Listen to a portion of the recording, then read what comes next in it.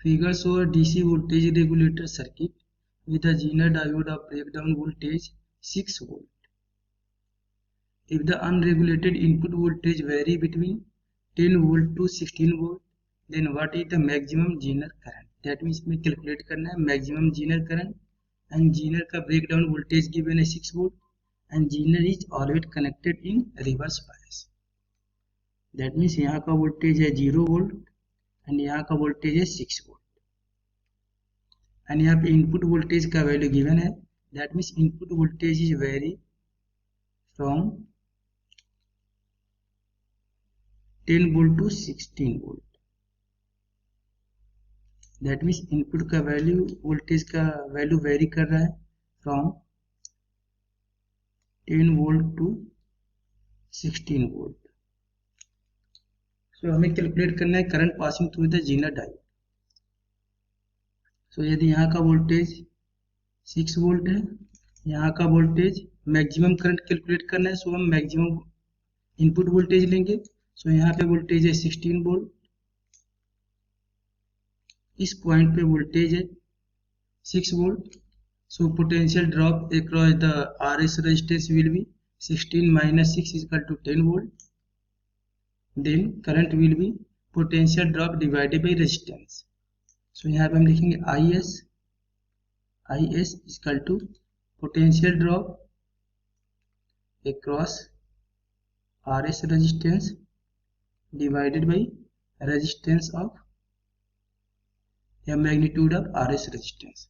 सो यहाँ से हम लिखेंगे IS इक्वल टू, यहाँ पे पोटेंशियल इनिशियल पोटेंशियल है 16 वोल्ट एंड एंड पॉइंट का पोटेंशियल है across RS resistance is 6 volt.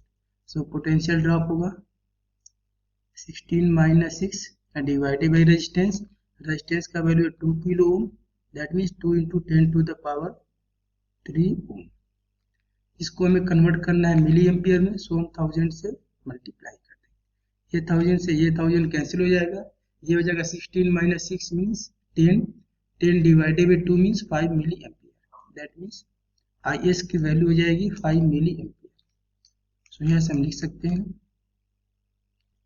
IS equal to 5 milli ampere. अब हम कैलकुलेट करेंगे करंट इन लोड रेजिस्टेंस. इसको हम बोल रहे हैं IL. So IL equal to potential drop divided by resistance. इस पॉइंट का पोटेंशियल 6 है और यहाँ का पोटेंशियल है 0. तो पोटेंशियल ड्रॉप इक्वल टू होगा 6 minus 0 divided by resistance. Resistance का वैल्यू है 4 kilo ohm. That means 4 into 10 to the power 3 and इसको हम कन्वर्ट कर लेंगे मिली एम्पियर में. सो हम 1000 से मल्टीप्लाई कर लेंगे. ये 1000 से ये 1000 कैंसिल हो गया. तो ये बच्चा 6 minus 0 equal to 6 divided by 4.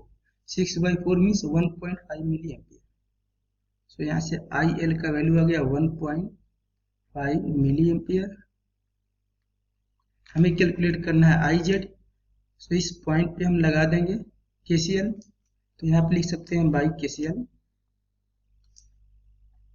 यहाँ पे लिख सकते हैं by KCL eight junction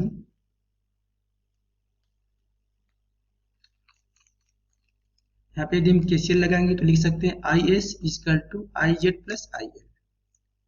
so IS equal to IZ plus IL.